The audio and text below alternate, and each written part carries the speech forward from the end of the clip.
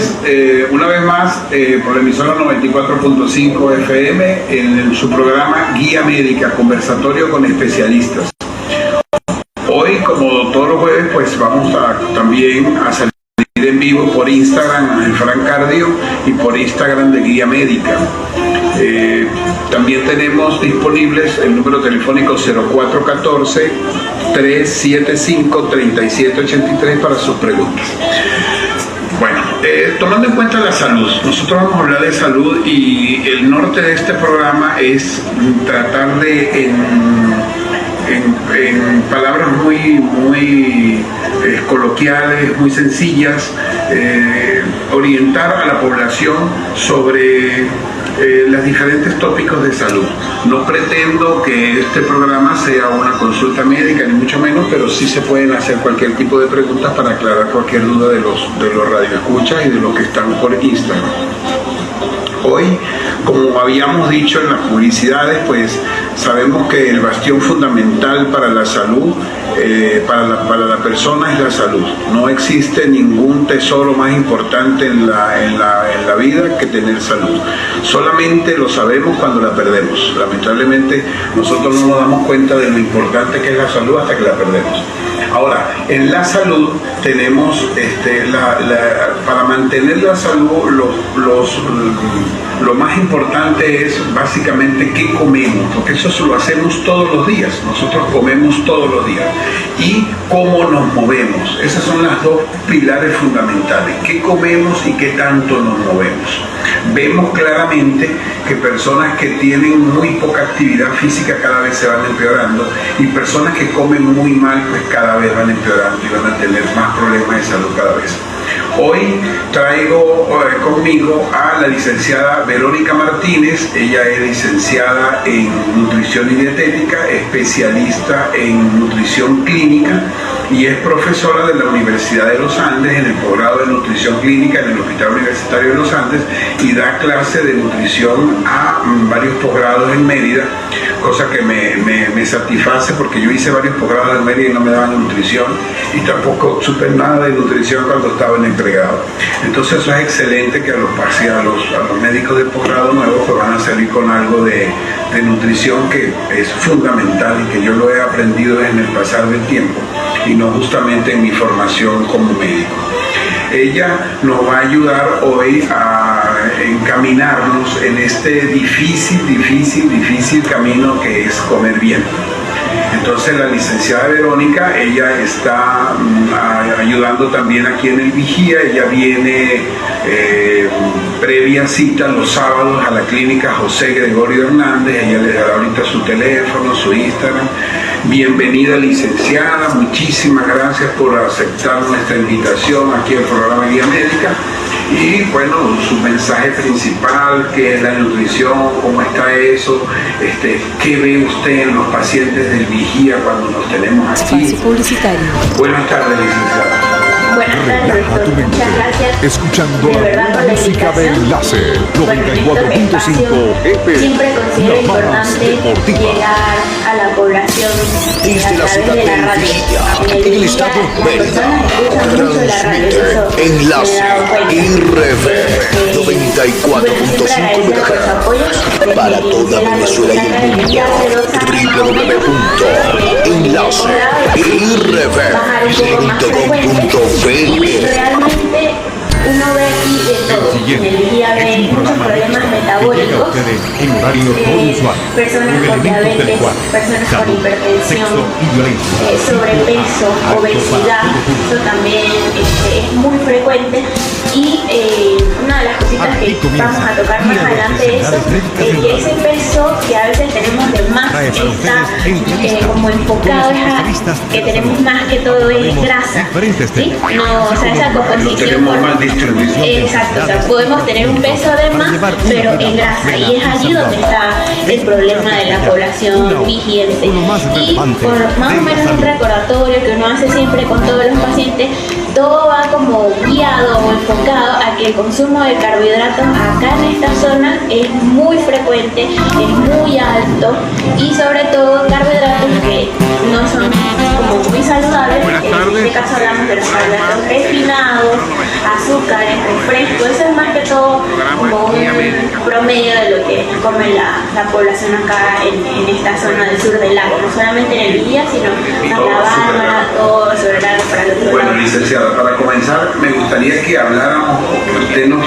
explicara o nos diera una definición de qué es nutrición, qué es malnutrición, qué es desnutrición, porque esas definiciones son muy distintas y a veces se usan de la misma manera. Sí. Primero, ¿qué es nutrición? ¿Qué hace una nutricionista? ¿Qué hace una especialista en nutrición clínica? ¿Y cuál es la diferencia entre una nutricionista y una especialista en nutrición clínica? Como es el caso suyo. Háblenos de eso para comenzar a entrar en materia. Ok, bueno, el nutricionista es un profesional del área de la salud que se dedica a estudiar entre 4 y 5 años, es una carrera universitaria con un título otorgado. En este caso yo estudié aquí en la Universidad de los Andes, y lo que nosotros nos encargamos es tratar las enfermedades desde el punto de vista nutricional. La mayoría de las enfermedades metabólicas son ocasionadas por malos hábitos alimentarios. Entonces los nutricionistas nos encargamos de modificar hábitos alimentarios y a veces un poco más allá de eso, para que en función de eso mejoremos algunos estados metabólicos alterados. Por ejemplo, si es una persona con diabetes, bueno, ayudemos con la alimentación a que se normalicen los niveles de glicemia. Igual si es con hipertensión, a que baje los niveles de las presiones arteriales, la grasa, que bajemos de grasa, entre otras. En este caso, el nutricionista clínico es un nutricionista de base que hace un posgrado, una especialidad por 2 años, en donde profundiza un poco más lo que es el ámbito de la clínica, es decir, vamos un poco más profundo, que valga la redundancia, a tratar todas esas patologías o enfermedades que por supuesto podemos, en función de otro tipo de modificación, como más profundas, por decirlo así, causar en nuestros pacientes y que ellos mejoren desde ese punto de vista. Además, pues tenemos otras capacidades, el manejo de nutrición enteral, pacientes que tengan sonda, pacientes que tengan gastrostomías, el manejo de la nutrición parenteral, cuando no podamos comer, pues a veces es necesario que nos alimentemos o que nos nutran por la vena, por decirlo así. Entonces uno tiene un poquito más de conocimiento, más de experiencia en estos casos. Sí, es importante saber que existe nutrición enteral, que es la que nosotros nos comemos normalmente por la boca, enteral porque va por el intestino, por eso se llama enteral. Y la nutrición parenteral, que es lo que está por la vena, prácticamente lo que tenemos por la vena. Y el otro término que la licenciada usó, que es sonda nasogástrica, que es cuando nosotros tenemos una sonda nasogástrica o orogástrica que lleva la comida directamente al estómago. Pero también hay patologías que impiden que se coloque sonda, que la persona trague, etcétera. Entonces tenemos que hacer un gastrotomo, una gastrotomía. La gastrotomía es romper el estómago, abrir un huequito en el estómago y por ahí se saca, se pasa una sonda y por allí se le introduce la comida o la alimentación al paciente. Entonces el nutricionista clínico es capaz de hacer también ese tipo de cosas. De hecho tenemos actualmente un paciente con un gastrotomo, ¿no? Entonces, licenciada, para ir así a las generalidades, ¿qué es una dieta? Porque es que yo me he dado la tarea de hacerle quedar mal a usted con todos mis pacientes, porque yo le digo, yo no quiero que usted haga dieta. Es que la dieta, primero defíname qué es dieta, porque cuando uno le dice dieta, uno le dice, mire doctor, yo voy a hacer esa dieta, pero ¿hasta cuándo? Exacto. ¿Cuándo dejo de hacer dieta? Y la dieta yo la veo como las leyes en Venezuela, ¿no? Las leyes de las dietas están como para violarla, ¿no? Yo me voy para media y como que hoy voy a... Aquí no dicen violarla, sino le voy a poner cachito a la dieta. Entonces definamos, licenciada, qué es una dieta o qué es una forma de comer distinta. Bueno, ese es un tema que realmente a veces causa mucha controversia, porque si nosotros nos vamos a la RAE, que es la Real Academia Española, en definición, ella lo que dice es que dieta es todo lo que nosotros comemos. En realidad nosotros hacemos dieta todos los días, porque desayunamos, almorzamos, cenamos, todo lo que nosotros como que agarremos y nos metamos la cucharita en la boca, eso es dieta, por definición. Ahora, se ha tergiversado el término porque cuando alguien dice dieta, de una vez se le mete como un chip y dice restricción. Entonces, ¿hasta cuándo voy a hacer esa restricción? ¿Hasta cuánto tiempo va a ser? Entonces empezamos a... ¿Cuándo empiezo a comer normal? Eso es la pregunta normal. Exacto. Entonces, dieta en realidad es todo lo que nosotros comamos. Por ejemplo, yo en mi consulta trato de no hablar de esa palabra porque la gente malinterpreta las cosas. Y siempre que me lo dice yo le digo, no, no es dieta, porque vamos a hablar de alimentación saludable, vamos a cambiar hábitos y por allí me voy para que tratemos de no usar esa palabra mal, porque la cuestión es que la gente la tiene como que dieta es restricción y resulta que no es así. Sí, yo pienso que deberíamos hablar yo siempre hablo de 3 temas, ese es un tema que yo tengo hace tiempo, de 3 cosas importantes. Primero, el conocimiento, y por eso estamos en estos programas de radio y cada vez me aboco más a esto y a Instagram y demás, porque debe haber el conocimiento, eso lo vamos a hablar en un ratito, qué es lo que debemos y qué es lo que no debemos comer. Luego, hacer conciencia, tomar conciencia de lo que nosotros estamos haciendo. Si algo nos hace daño, pues tratemos de tomar conciencia de no usarlo. Y la tercera cosa es tomar la decisión, porque tenemos que tomar una decisión. Esa es la parte más difícil. Voy a decidir que, bueno, mire, de ahora en adelante gaseosa yo no voy a usar más, por ejemplo. Exacto. Entonces, licenciada, vamos a hablar de un paciente sano.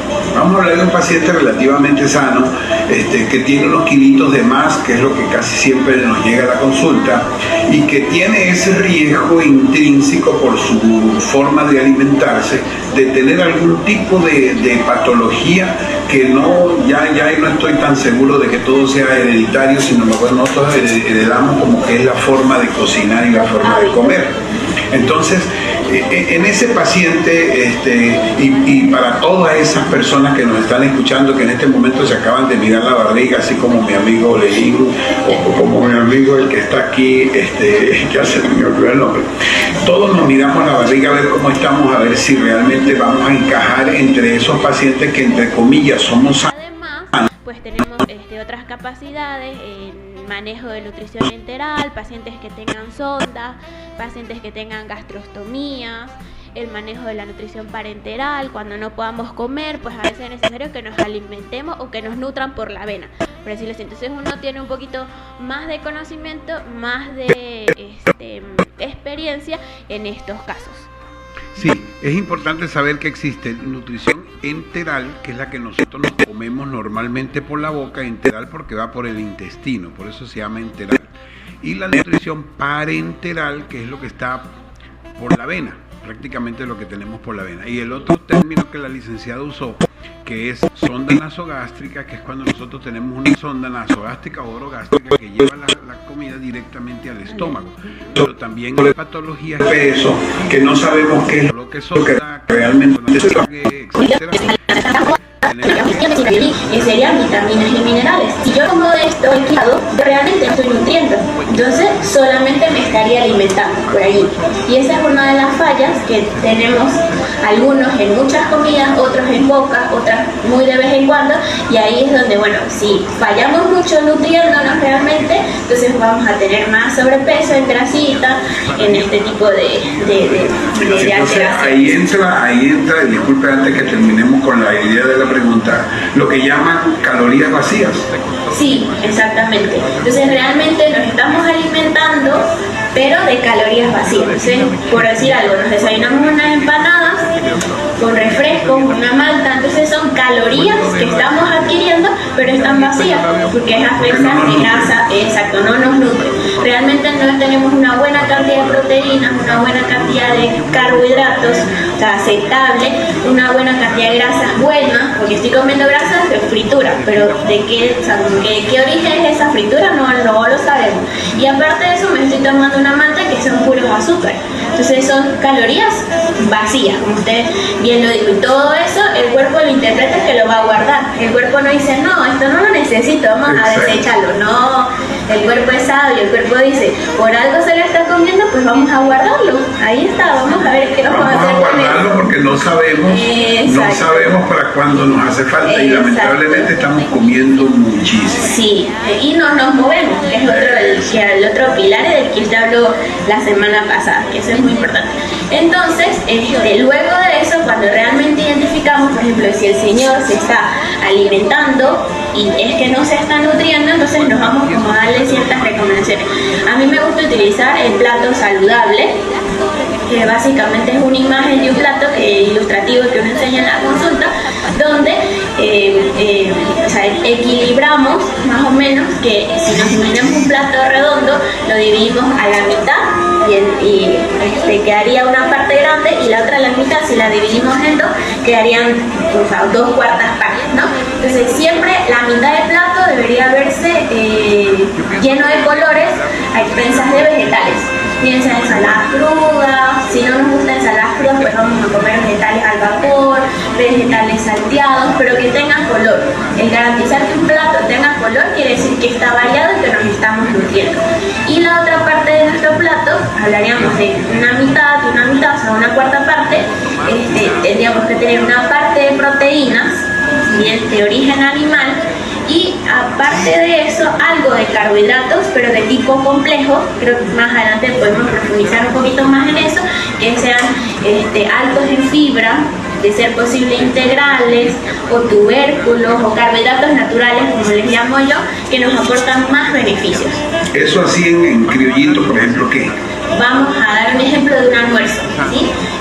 Nuestro plato redondito se vería la mitad de una ensalada, puede ser lechuga, tomate, cebolla. Ahorita no estamos en temporada de aguacate, pero si conseguimos aguacate le colocamos un trocito de aguacate y ahí tendríamos vegetales, que se traduce en fibra, vitaminas y minerales, y grasa saludable, que teníamos el aguacate.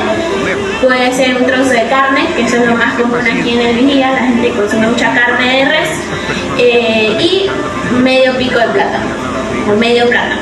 No es uno, no es dos, no es tres, y no es el cerro de arroz también al que estamos acostumbrados, o mezclamos mucho. Mezclamos medio plato de arroz con 2 o 3 plátanos, un poquito de proteína, un poquito, si es que no hay ensalada es como mejor, porque la gente acá a veces no consume mucha ensalada, y bueno, grasas de otro tipo como mayonesa. Entonces ahí es donde no nos estamos nutriendo, sino simplemente estamos llenando el estómago. Sí, uno ve mucho a los obreros, a las personas cuando llevan el plato para su trabajo, cuando abren la vianda es arroz. Arroz, sí. Arroz y un poquitico de algo, o muchísima carbohidratos full. O sea, el desayuno, la cena es la arepa, que bueno, es tradicional en los Andes sobre todo, pero que son calorías que no son realmente, que no nos nutren. Sí. El pan, también no quiero hablar de los panaderos, mis amigos, pero hay que también tomar en cuenta, esos son carbohidratos procesados que no deberían estar allí en la alimentación de nosotros, ¿verdad? Entonces vamos a hablar de los 3 alimentos, de los 3 elementos. Proteínas, licenciada, ¿cuáles serían entonces las proteínas más indicadas? Vamos a hablar de proteínas y queremos hablar también de proteínas animales y vegetales. Sí, bueno. Siempre, no es que soy carnívora, pero sí soy más del grupo de apoyar las proteínas de origen animal, carne, bien sea carnes blancas, pollo, cerdo, pescado, preferiblemente de mar, aunque aquí en el Vigía a veces es complicado conseguir pescado de mar, se consigue de río, pero bueno, carnes de res o carnes rojas, huevos, lácteos, leche, derivados lácteos como queso, requesón, suero también es una buena fuente de proteína. Entonces estas nos van a aportar todos los aminoácidos que nosotros necesitamos para construir músculo si hacemos ejercicio. Si no, pues bueno, por lo menos para mantenerlo, porque la idea es que nos movamos y que ese músculo con lo que yo coma vaya creciendo. Estas proteínas, como les digo, son de alto valor biológico, nos aportan todos los aminoácidos, a diferencia de las proteínas de origen vegetal, que pudieran ser los granos, que normalmente son una fuente de proteína, pero yo lo considero como una fuente de carbohidratos. porque los granos, lentejas, arvejas, caraotas, garbanzos, frijoles, ellos aportan proteína, pero en mayor proporción son carbohidratos. Entonces yo en mi consulta enseño que si van a consumir granos, para mí es una fuente de carbohidratos también. Los frutos secos también aportan cierta cantidad de proteína de tipo vegetal, pero bueno, ellos más en proporciones hablamos de grasa. Pero siempre me voy a recomendar más las proteínas de origen animal por los beneficios. Y si consumimos una buena cantidad de proteínas de origen animal, nos vamos a sentir saciados. Si yo me siento saciada, voy a evitar el picoteo durante el día, que es una de las cosas que a veces hacemos más. Si siento hambre, entonces voy y me como una cosita por ahí y eso va generando más ansiedad, más dependencia y así vamos en ese círculo vicioso. Entonces básicamente las proteínas las mejores son las de origen animal por la composición. Sí, por la composición. Mire, bueno, los que están entrando a escucharnos, estamos en Conversaciones Médicas de Guía Médica con la licenciada Verónica Martínez, nutricionista y especialista en nutrición clínica. Las preguntas al 0414-375-3783 o por Instagram Ángel Fran Cardio. Para seguir, licenciada, los carbohidratos, o vamos a hablar para dejar los carbohidratos, que es como lo más difícil, vamos a hablar de las grasas, ¿Cuáles serían las grasas? Porque siempre hablamos de grasas saludables y lamentablemente tenemos un chip, así como usted decía temprano, desde los años 70 para acá, una diabolización, diría yo, de las grasas, porque la gente dice, no doctor, yo ya estoy haciendo dieta, yo no como, todo es pollito a la plancha, con un pancito tostado. Entonces bueno, ahorita vamos para los carbohidratos, pero ¿cuáles son esas grasas saludables? ¿Realmente vale la pena que nosotros eliminemos la grasa, que la disminuyamos mucho, o si no, cuáles, más bien sustituir unas por otras? Cuéntenos de eso. Bueno, sí, desde hace varios años eso está como que has tratado de cambiar, de que nos quitemos eso de que las grasas son malas. Aquí, para mí, lo que es malo es el exceso de cualquiera de los que estábamos hablando. Porque las grasas son necesarias, ya que a partir de grasa podemos construir hormonas. Por ejemplo, las mujeres, cuando se quitan las grasas, viene un desequilibrio hormonal terrible. Porque nosotras, nuestra constitución es más que todo de grasa y a partir de ella es que podemos tener la constitución de las hormonas.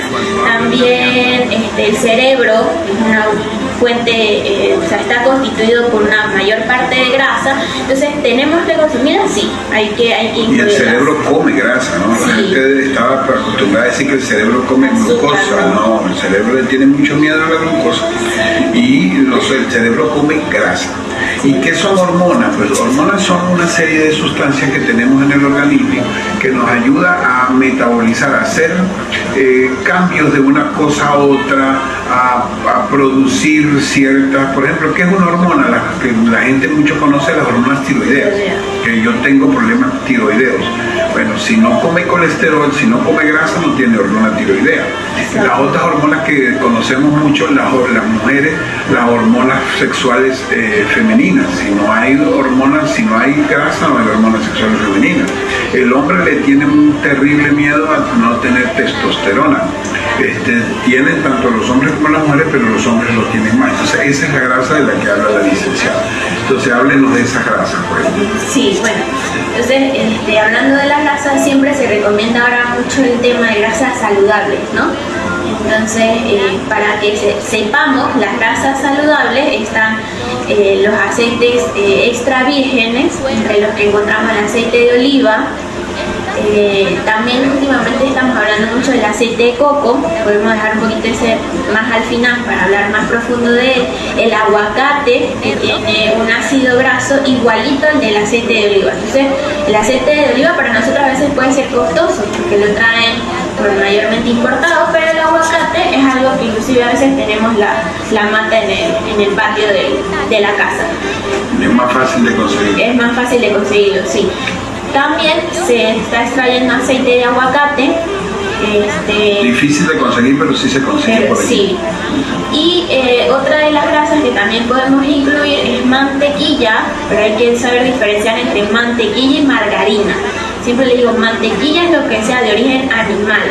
La mantequilla la extraen de la grasa de la leche. Cuando uno pone a hervir leche, siempre queda arriba una natica. Esa es la grasa, eso es lo que nosotros conocemos como mantequilla. Y las margarinas son las de origen vegetal, que por lo general no están refrigeradas, porque ellas no necesitan un tipo de refrigeración, para no nombrar aquí casas comerciales. Sí. No, pero que diga margarina. Lo que pasa es que aquí, lamentablemente, cuando uno dice mantequilla, bueno, deme una mantequilla tal, y resulta que eso no es mantequilla, eso es margarina. Es margarina. Yo le digo a mis pacientes que a margarina le falta como un toquecito nada más para que sea plástico, ¿no? Entonces siempre se lo he dicho. Entonces creo que exagero, pero sí más o menos es así. Sí, y bueno, aparte de la mantequilla, también podemos consumir crema de leche, que es prácticamente lo mismo que la mantequilla. Exacto. Y lo que sí les digo es que ya hablando de grasas no saludables, hablaríamos de las grasas, los aceites vegetales, aceite de soya, aceite de maíz, aceite de canola, aceite de palma. Sí, básicamente son estos cuatro lo que yo les digo, que vegetales no lo consumamos porque se consideran proinflamatorios. Entonces vamos a estar inflamándonos todos, desde que lo comemos hasta que... Claro. ¿Y qué nos dice del aceite de la manteca de cochino? Bueno, ese es un tema que también es muy controversial. Yo siempre le digo a los pacientes, espero que me lo mencionen, porque hay muchas disyuntivas todavía. Los científicos, cuando algún día se pongan de acuerdo, nos dirán qué vamos a hacer. Pero creo que hay muchos intereses por ahí particulares. Entonces, la manteca de cerdo es una grasa saturada, al igual que la mantequilla, al igual que la crema de leche, al igual que el aceite de coco, si hablamos en ese sentido de estructura química, ¿no? Hablando un poco de lo que es química. Entonces, se puede utilizar porque mantiene o puede sobrellevar altas temperaturas. O sea, sería el ideal para hacer frituras, para freír. Exactamente, pero como yo siempre digo, vamos a llevar todo en equilibrio. La cuestión siempre va a ser las cantidades que yo utilizo o la frecuencia con la que yo lo consumo. Entonces es mejor ir variando, porque todos los que yo les acabo de nombrar nos aportan diferentes ácidos grasos, que todos van a ir a cumplir una función muy importante en nuestro organismo. Exacto, entonces no es que vamos a estar todo el tiempo comiendo manteca de cochino. Ahora, eso de que hay intereses y que no sabemos de dónde los científicos se pongan o no de acuerdo, pues entonces también tenemos que hablar de la parte anecdótica, ¿no? Yo conocí los aceites después de viejo, porque nosotros comíamos la pura mantequita de cochino. Exacto. Y la gente duraba 90 años. Y la gente, exacto. Carbohidratos, licenciada, ¿cuáles serían sí, cuáles no, y por qué en la actualidad prácticamente la dieta prácticamente son carbohidratos lo que la gente come, casi que come pan con pan? Y entonces, ¿cuáles son los carbohidratos saludables? Y sobre todo, algo importante, la dosis, porque la proporción, la cantidad, porque mucha gente habla, y he oído una frase muy interesante que dice que el veneno no está en el veneno propiamente, sino en la dosis. También. De repente, si nosotros comemos poquito, pues nos va bien, pero si comemos mucho, pues ahí está el problema. ¿Cuáles serían entonces esos carbohidratos que usted nos recomienda? Bueno, los carbohidratos hay que mencionar también que son importantes consumirlos, porque ellos cumplen una función de darnos energía, y las grasas también. O sea, ellas dos nos dan energía. Entonces, los carbohidratos, lo que está sucediendo es que tenemos un exceso de consumo de los carbohidratos. Creo que tal vez es por lo que es lo más accesible, ¿sí? Es lo que lamentablemente nos llega en algunos beneficios que nos pueden dar. Es lo que a veces podemos comprar como en más cantidad y guardar, porque pues la proteína es un poco más costosa. A ciertas personas no les alcanza para comprar su buena cantidad de proteína. Entonces creo que es por lo más accesible y lo más factible de adquirir, y lo que también llevamos por cultura, por decirlo así, los hábitos que hemos inclusive heredado. Los carbohidratos son lo que nosotros normalmente llamamos harinas, ¿sí? Pero siempre yo los divido al menos en 4 grupos. Tenemos los cereales, que pueden ser arroz, avena, maíz, trigo y cebada. Todo lo que yo haga con ellos se considera un carbohidrato de tipo cereal. El arroz blanco, la harina de trigo, el pan que hacemos con harina de trigo, la pasta, la avena para hacer el atolito, las arepas, etc. Después de ello tenemos los tubérculos, que son los que cosechamos de la tierra: la yuca, el apio, la papa, el ocumo, el ñame. En nuestra zona conseguimos mucho el plátano, también plátano verde, amarillo, el pintón, y el cambur verde también se considera otra fuente de carbohidratos. También tenemos, ya llevaríamos los cereales, tubérculos, el plátano, cambur, y los granos, que era lo que conversaba primero. Para mí los granos son una fuente de carbohidratos a pesar de que tengan proteína. Y entre los granos, pues los que conocemos: lentejas, arvejas, caraotas, frijoles, garbanzos, entre otros. Ellos en una proporción adecuada, por eso es que es bueno visitar al nutricionista, porque el nutricionista le puede decir cuánto necesita usted. No necesariamente lo que necesita usted es lo que necesito yo. Todo va a ser en función de su actividad diaria, de sus labores, de su actividad física, de la frecuencia de su consumo. Entonces, pero uno más o menos, como puede dar una media, una recomendación, es, como les dije, ese cuarto de plato, que inclusive puede ser más o menos el puño de su mano cerrada, que usted se lo imagine o lo está viendo en este momento. Eso más o menos puede ser la cantidad de carbohidratos que usted puede ingerir en una comida.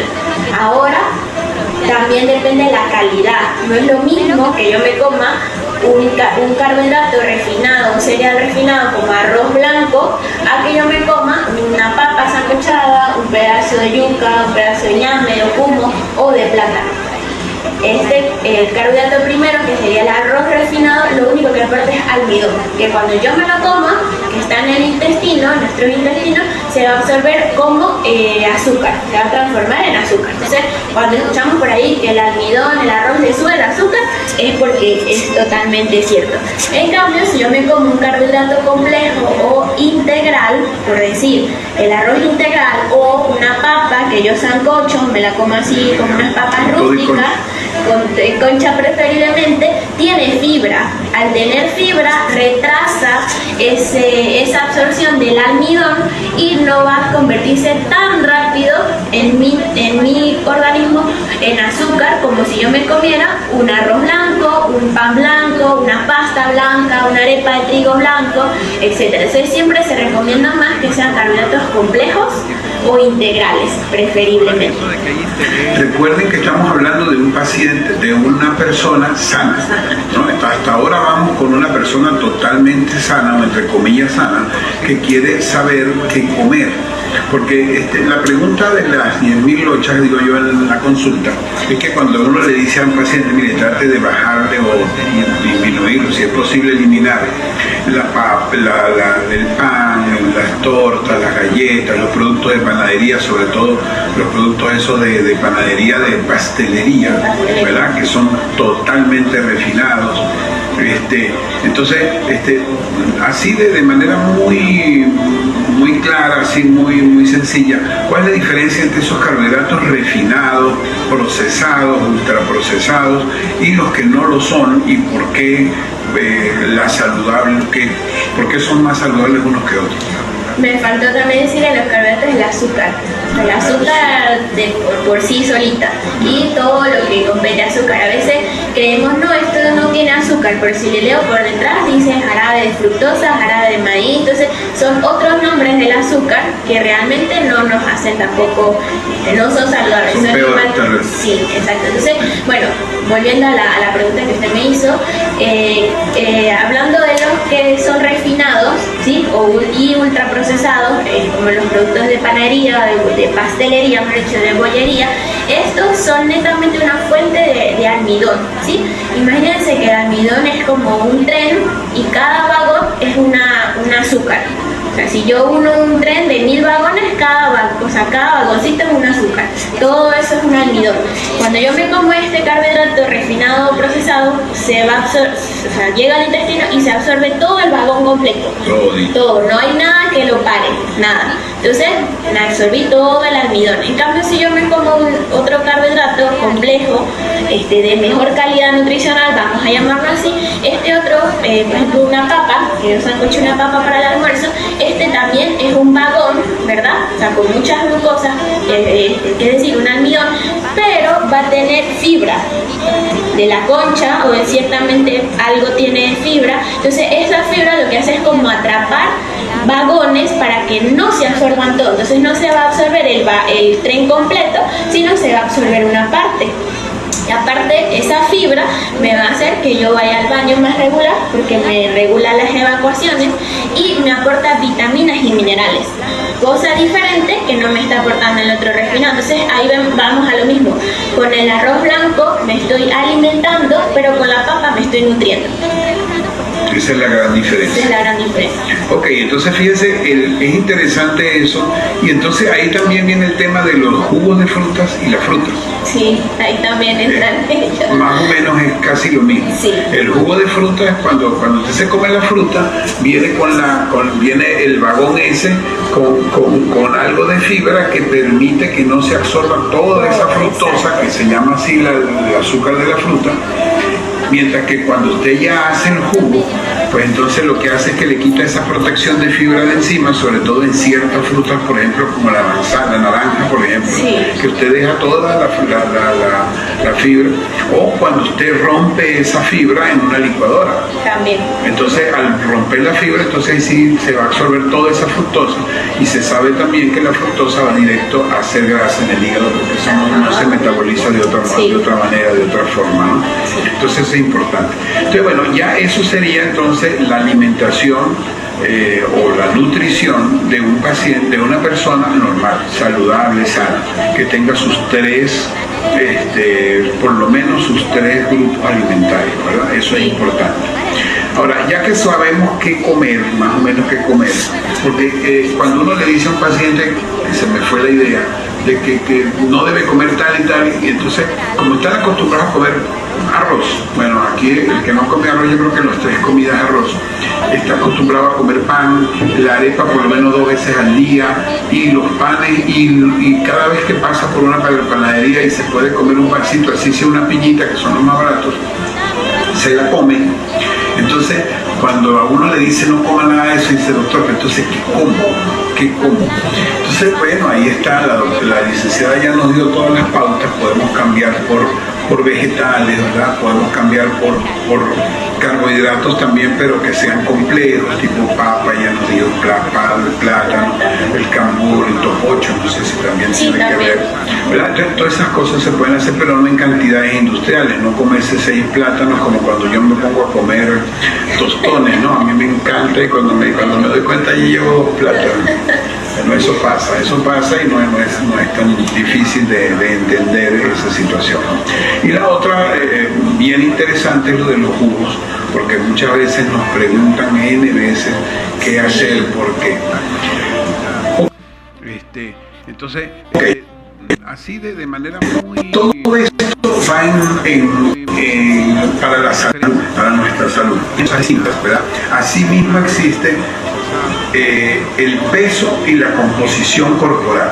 Sí. Son 2 cosas totalmente distintas. Entonces, explíquenos algo sobre eso, porque cuando uno dice, bueno, yo voy a tratar de comer mejor, ya que no vamos a querer hablar más de dieta, sino voy a tratar de comer mejor, entonces, ¿para qué? Para perder peso, es lo primero que le dicen a uno. Y entonces, bueno, yo voy a empezar a hacer ejercicio para perder peso, pero nadie dice voy a cambiar la forma de comer. Y yo les decía cuando vine al programa con la licenciada de educación física, que lamentablemente el ejercicio no baja peso. El ejercicio lo que pudiera subir de peso, más bien, o lo mantiene. Entonces, ¿cuál es la diferencia? Explícanos algo de esa composición corporal. ¿Qué es eso? ¿Qué es lo que tenemos nosotros que ver? ¿Cuál sería el objetivo real cuando nosotros cambiamos la alimentación? Estamos hablando todavía de un paciente totalmente sano. Sí, bueno, uno de los motivos de consulta más frecuente es eso, quiero bajar de peso, ¿sí? Entonces yo siempre digo, en mi consulta trato de no ser peso centrista, no me No me gusta que cuando el paciente diga quiero bajar de peso, o sea, como que traiga ese concepto. Sin embargo, pues no soy quien para juzgar ni atacar, sino más bien trato de irle dando la vuelta a que él comprenda que no es el peso. El peso es un valor en el que usted se sube a una báscula y le arroja un número X, ¿sí? Y ese número X está constituido por 5 cosas que nosotros tenemos en nuestro cuerpo, que es grasa, ¿sí? Todos tenemos grasa de más o a veces por debajo, músculo, que también algunos tenemos de más, otros por debajo, y entre más años tengamos, antes se decía que a partir de los 40, ahora a partir de los 30 ya empezamos a perder masa muscular, huesos, ¿sí? Todos tenemos nuestro sistema esquelético, agua, que también nosotros somos más del 50% somos agua y a veces no tomamos en cuenta eso, y otra cosa es las vísceras, los órganos, la piel, el cabello, todo eso pesa. Entonces ese número en el que cuando yo me pongo la báscula es todo eso de lo que yo estoy hablando. Entonces cuando yo les digo vamos es mejor a modificar o a lograr una recomposición corporal, es evaluar cómo está esa grasa, cómo está esa masa muscular, y en función de eso es que vamos a trabajar.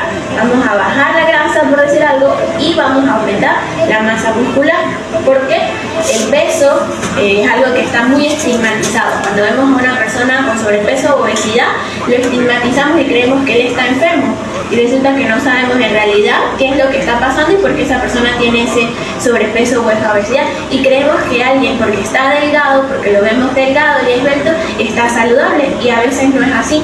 Tengo varios casos de pacientes que usted los ve con un peso ideal, el que nosotros llamamos, pero resulta que todo su metabolismo, adentro, triglicéridos, colesterol, las hormonas, todo está totalmente alterado. Entonces el peso es algo que está ahorita muy, muy estigmatizado.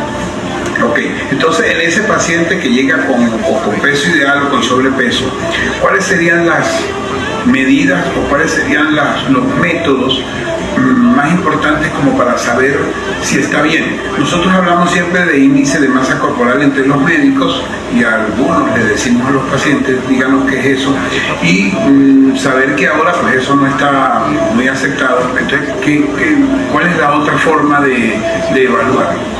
Bueno, el índice de masa corporal es una fórmula matemática que se creó hace muchos años y de por sí fue como diseñada para población en específico, o sea, hombres y mujeres, hombres blancos, europeos, ¿sí? Entonces es algo que se trasladó de allá para acá.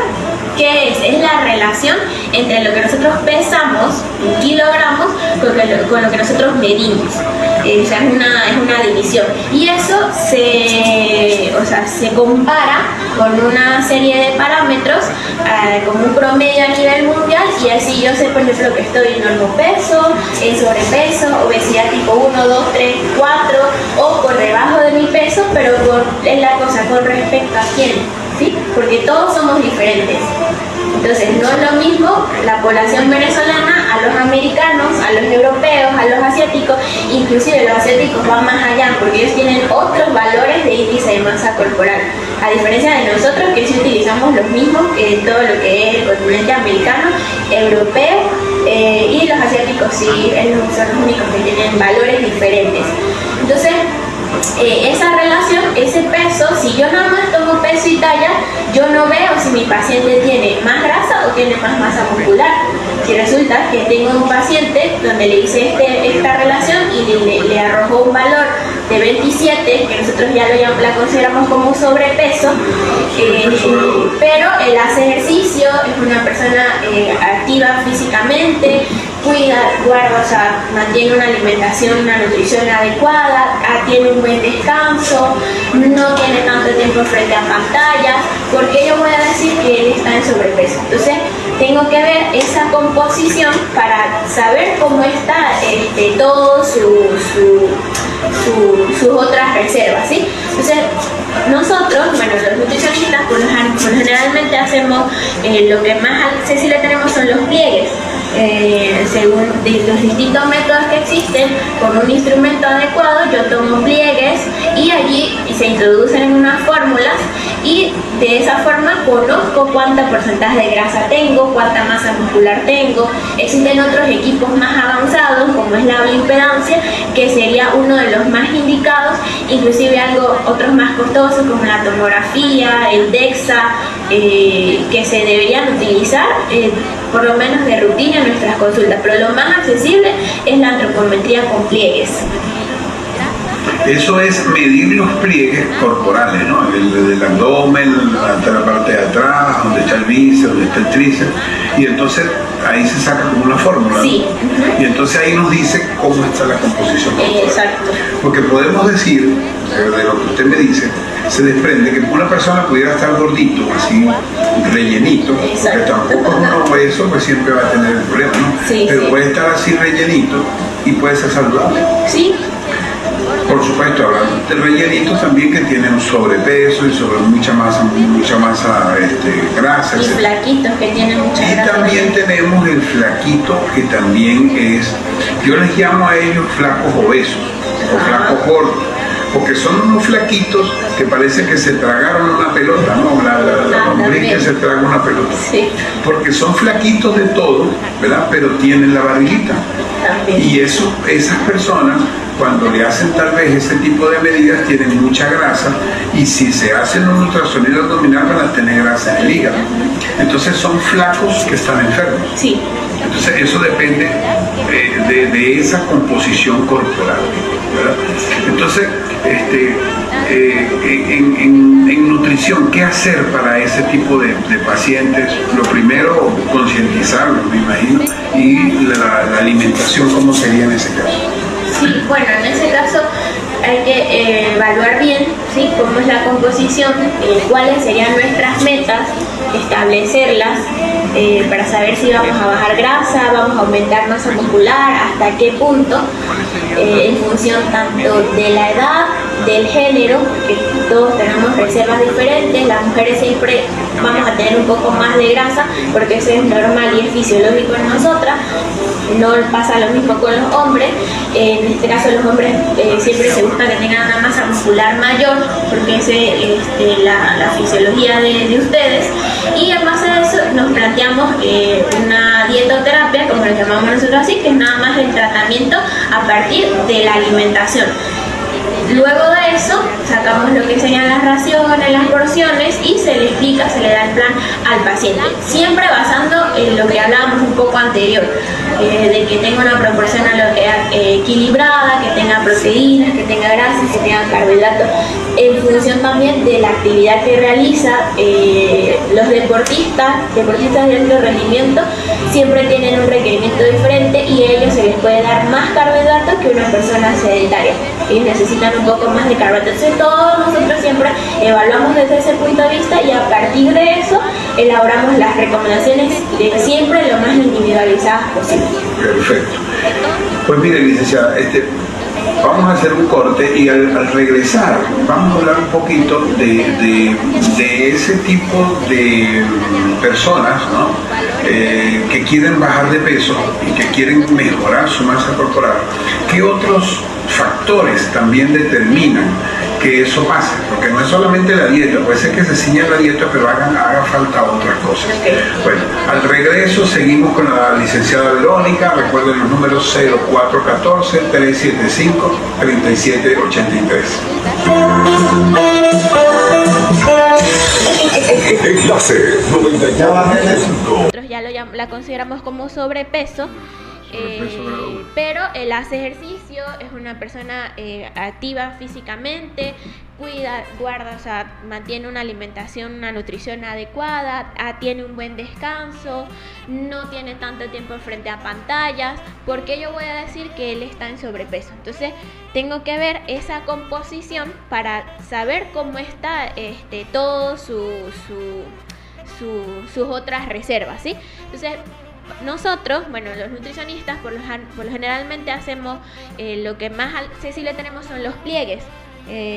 según los distintos métodos que existen, con un instrumento adecuado yo tomo pliegues y allí se introducen en unas fórmulas y de esa forma conozco cuánto porcentaje de grasa tengo, cuánta masa muscular tengo. Existen otros equipos más avanzados como es la bioimpedancia, que sería uno de los más indicados, inclusive otros más costosos como la tomografía, el DEXA, que se deberían utilizar por lo menos de rutina en nuestras consultas, pero lo más accesible es la antropometría con pliegues. Eso es medir los pliegues corporales, ¿no? Del abdomen, hasta la parte de atrás, donde está el bíceps, donde está el tríceps, y entonces ahí se saca como una fórmula, sí, ¿no? Y entonces ahí nos dice cómo está la composición corporal. Exacto. Porque podemos decir, de lo que usted me dice, se desprende que una persona pudiera estar gordito, así rellenito, exacto, porque tampoco es uno obeso, pues siempre va a tener el problema, ¿no? Sí, pero sí, puede estar así rellenito y puede ser saludable. Sí. Por supuesto, habrán rellenitos también que tienen sobrepeso y sobre mucha masa grasa, y etc. Flaquitos que tienen mucha y grasa también tenemos el flaquito, que también es, yo les llamo a ellos flacos obesos, o flacos gordos, porque son unos flaquitos que parece que se tragaron una pelota, ¿no? La lombriz también, que se traga una pelota. Sí. Porque son flaquitos de todo, ¿verdad? Pero tienen la barriguita. También. Y esas personas, cuando le hacen tal vez ese tipo de medidas, tienen mucha grasa, y si se hacen un ultrasonido abdominal van a tener grasa en el hígado. Entonces son flacos que están enfermos. Sí. Entonces eso depende de esa composición corporal, ¿verdad? Sí. Entonces, en nutrición, ¿qué hacer para ese tipo de pacientes? Lo primero, concientizarlos, me imagino, y la alimentación, ¿cómo sería en ese caso? Sí, bueno, en ese caso hay que evaluar bien, ¿sí?, cómo es la composición, cuáles serían nuestras metas, establecerlas para saber si vamos a bajar grasa, vamos a aumentar masa muscular, hasta qué punto, en función tanto de la edad, del género, porque todos tenemos reservas diferentes. Las mujeres siempre vamos a tener un poco más de grasa porque eso es normal y es fisiológico en nosotras. No pasa lo mismo con los hombres. En este caso los hombres siempre se busca que tengan una masa muscular mayor porque esa es la fisiología de ustedes.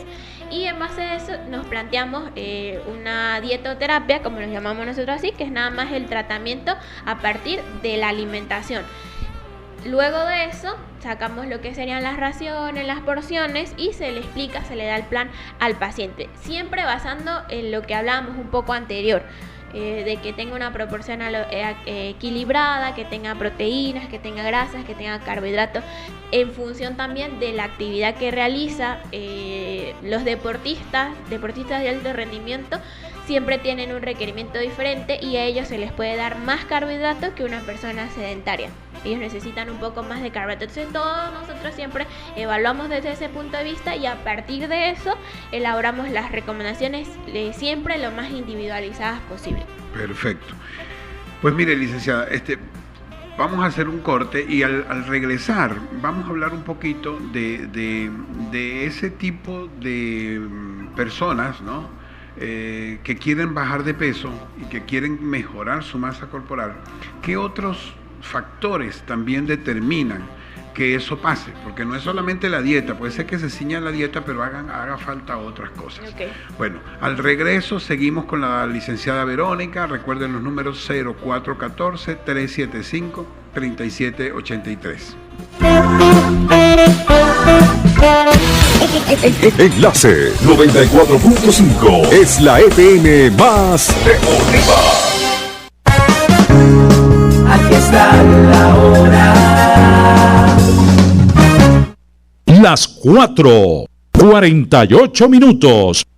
Enlace 94.5 más deportiva.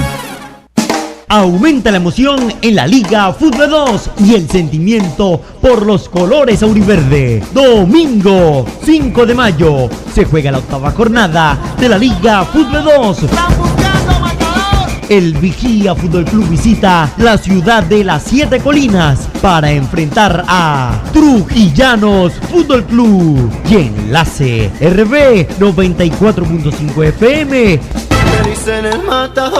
les llevará con detalle lo que suceda en la ciudad de las 7 Colinas en el juego de Trujillanos Fútbol Club ante el Vigía Fútbol Club. Domingo 5 de mayo, desde las 2 de la tarde, escucha la transmisión del fútbol más completa por Enlace RB 94.5 FM y el Escuadrón Deportivo. Domingo 5 de mayo, todos juntos apoyando el Auriverde, desde las 2 de la tarde por Enlace 94.5.